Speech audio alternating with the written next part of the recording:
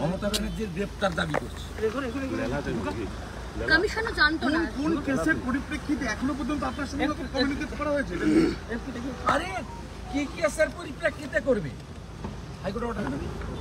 এই হাইকোর্টের অর্ডারটা কি কেস? চন্দ্রদা, ও চন্দ্রদা, হাইকোর্টের অর্ডারটা যেটা ওই থানায় আমি দিয়েছিলাম, হাইকোর্টের অর্ডারটা। সিআই চম্পক চৌধুরী, ওসি সৌরভ সিনহা, পিনটা দাদাকে দিলাম। তারা আইপ্যাকের লোকেদের নিয়ে এখানে এসছে, সঙ্গে বস্তার ভিতরে টাকা ছিল না, বন্দুক ছিল না, এক্সপ্লোসিভ কিছু ছিল না, জাল নোট ছিল না, হেরোইন ছিল না, ড্রাগ ছিল।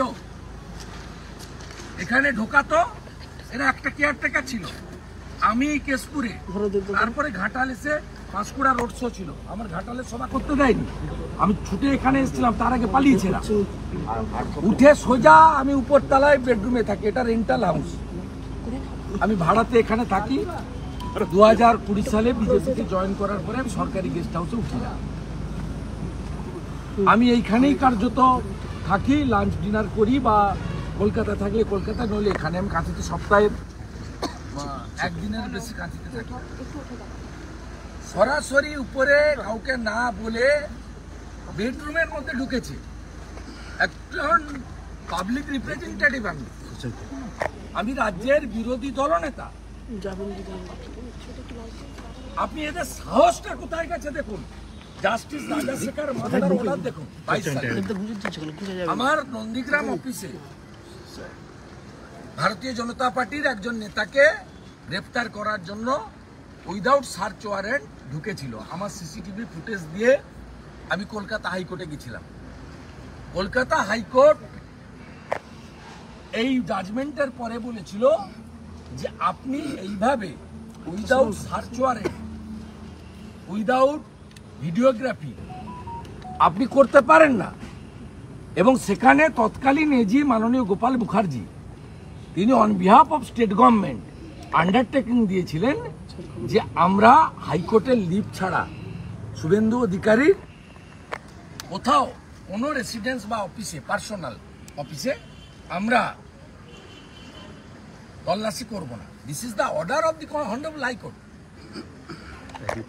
আপনি ভাবতে পারেন জুডিশিয়ারিকে মানে না, হায়ার জুডিশিয়ারিকে। আমাদের জেলা সভাপতি তাপসী মণ্ডল পুলিশ অবজারভারের সঙ্গে মিট করেছেন। কলকাতা ল্যান্ড করার সাথে সাথে মাননীয় স্বরাষ্ট্রমন্ত্রী, আমার নেতা, আমার অভিভাবক অমিত শাহজি ফোন করেছেন, তাকে যেভাবে হোক কেউ জানিয়েছে, এবং তিনি অত্যন্ত উদ্বিগ্ন। একটু আগেও ভারতীয় জনতা পার্টির যিনি ইলেকশন কমিশন দেখেন, ওম পাঠকজি, তিনি আমাকে ফোন করলেন। অমিত শাহজির ইনস্ট্রাকশন তারা পেয়েছেন, এবং আমার পার্টি ভারতীয় জনতা পার্টি ন্যাশনাল লেভেলে এটা টেক আপ করেছে। আগামীকাল অমিত শাহ আসছেন এই জেলাতে, তার সবার রয়েছে কর্মসূচি। কিছু না, এখানে বস্তা থেকে 20-30 লাখ টাকা দেখাতো, বা দুটো ভাঙা বন্দুক দেখাতো, দিয়ে বলতো শুভেন্দু অধিকারী বন্দুক জড়ো করছে, 25 তারিখে ভোট লুট করবে বলে। অথবা বলতো যে 30 লাখ ছবি তুলে ভাইপোর কাছে, ভাইপোর পিয়ে চিটিংবাজ চোর সুমিত রায়ের কাছে পাঠাতো এখানকার এসপি সৌম্যদীপ ভট্টাচার্য, চিটিংবাজগুলো দিয়ে সঙ্গে সঙ্গে আপনাদের চ্যানেলে, আপনাদের চ্যানেলগুলোতে আগে পাঠিয়ে দাও, যেভাবে মাননীয় আমাদের পার্টির প্রোগ্রামের অর্থ দেখিয়েছে। অ্যাকচুয়ালি তো কিছু করতে পারবে না, খালি হাতে গেছে এখান থেকে। আমার সব ঘর সার্চ করেছে, বেডরুম সার্চ করেছে, বাথরুম সার্চ করেছে। কোন রাজ্যে আছি না, কোন দেশে আছে? ভূভারতে কোথাও হয় না। I am law abiding people. Search warrant থাকলে ওয়েলকাম, ভিডিওগ্রাফি থাকবে, আর এখন তো ইসিআই রিপ্রেজেন্টেটিভ রাখতে হবে তল্লাশিতে। ইফ নেসেসারি কোনো টাকা পাওয়া গেলে আইটিকে ডাকতে হবে। কোনো প্রসিডিওর মেনটেন করেনি। এর উত্তর 25 তারিখে আর 1 জুন বাংলার জনগণ দেবে। আমি রোড শোতে ছিলাম, সবার ফোন ধরতে পারিনি, ক্ষমা প্রার্থী। আমি ঘাটালের, আমার 10,000 লোক জমা হয়েছিল ক্ষীরপাইতে, তাদের কাছে ক্ষমা প্রার্থী। মমতা ব্যানার্জির জন্য আমি আপনাদের মিটিং অ্যাড্রেস করতে পারিনি, কিন্তু আমি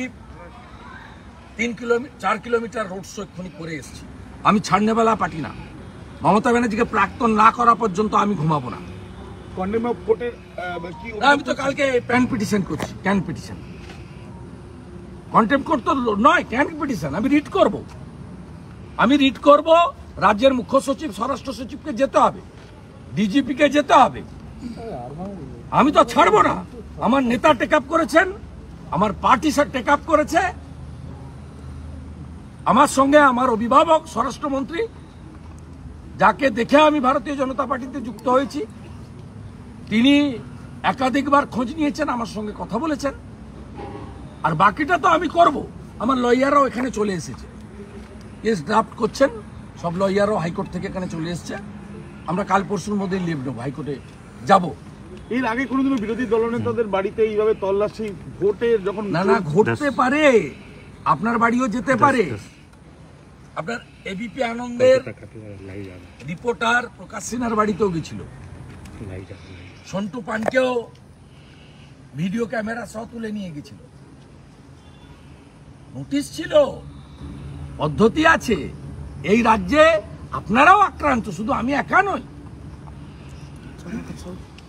ইউটিউবাররা আক্রান্ত।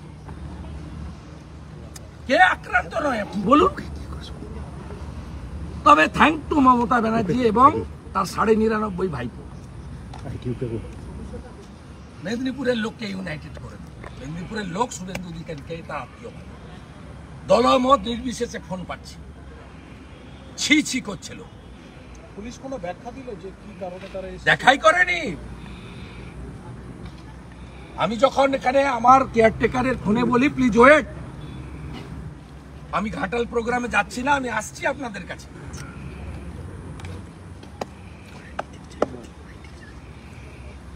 কোনো ব্যাখ্যা দেয়নি। আপনাদের উচিত ওদেরকে গিয়ে জিজ্ঞেস করা।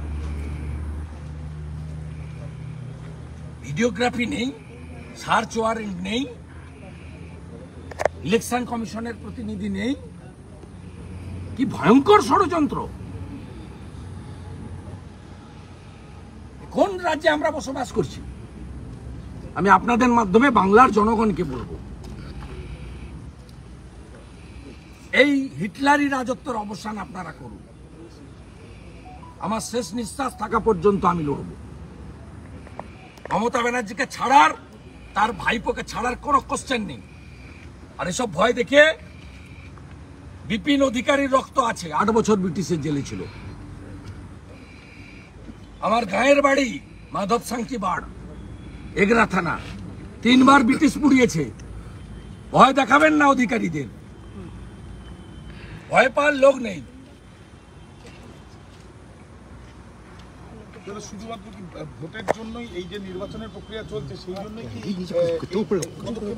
কি আবার কি এখান থেকে আমার অনুপস্থিতিতে বস্তা নিয়ে এসেছিল, ৯ বন্দুক ৯ টাকা দেখাতো, আর আপনারা সেটা দেখাতেন। বিরোধী দলনেতার রেন্টাল রেস্ট হাউস থেকে ২৫ লক্ষ টাকা উদ্ধার হলো। আর চিটিংবাজ আইপ্যাক আর চোর মমতার ভাইপো সোশ্যাল মিডিয়া দিয়ে ছড়াতো। আর কিছু ৫-৮টা চ্যানেল আছে, আর কিছু মমতার লিফলেট হ্যান্ডবিলের মতো কাগজ আছে বর্তমান সহ, তারা ফ্রন্ট পেজে লিখত, ভোটারদেরকে বিভ্রান্ত করত। পারে করতে। মমতা ব্যানার্জি ইনকাম ট্যাক্স দেয় না, আমরা ইনকাম ট্যাক্স দিই। চিটিংবাজ মমতা ব্যানার্জি।